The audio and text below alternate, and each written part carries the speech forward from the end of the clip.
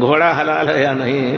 گھوڑا حلال ہے بے شک، حدیث شریف میں واضح طور پر ہے، اور بخاری شریف کی کتاب الاطعمہ کھانے کے جو باب ہیں ان میں ذکر ہے، کہتے ہیں نہرنا فرسن، کچھ لوگ کہتے ہیں کہ گھوڑا حرام ہے، اور یہ ہے وہ بڑی دلیلیں دیکھ کر کے کہ گھوڑا تو جہاد کے لیے اور سواری کے لیے پیدا کیا گیا، کھا کر کے اس کو ختم کر دیں کیسے جہاد کریں گے؟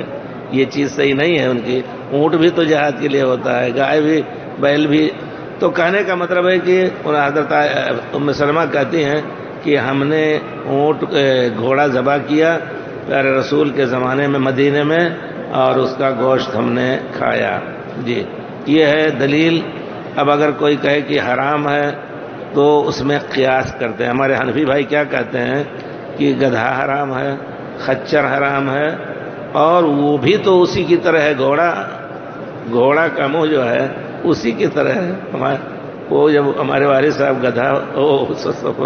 میں گدھا کہتے تھے کسی کو، وہ کہتے ناراض ہوتے بڑے بھائی پر، تو کہتے تھے اپنے زبان میں جتنے ہی سویرا ہوتا ہے اتنے ہی گھوڑا کا منہ گدھا ہوا جا رہا ہے۔ ہوا ایسا کہ کسی نے را کر کے رات میں گھوڑا کہا کر کے باندھا تو دیکھا کہ وہ گدھا ہے، تو وہ کہتے ہیں تم بڑے ہو کر کے عقل مند ہو، گھوڑے کا منہ گدھا کیوں؟ یہ معنی لیتے تھے وہ، یعنی دونوں میں تھوڑا فرق ہے، لیکن کہتے ہیں نہیں، گدھا بھی اسی طرح ہے شکل اس کی، اور بغل خچر بھی اسی طرح ہے، وہ دونوں حرام ہے، تو بھی حرام ہونا چاہیے۔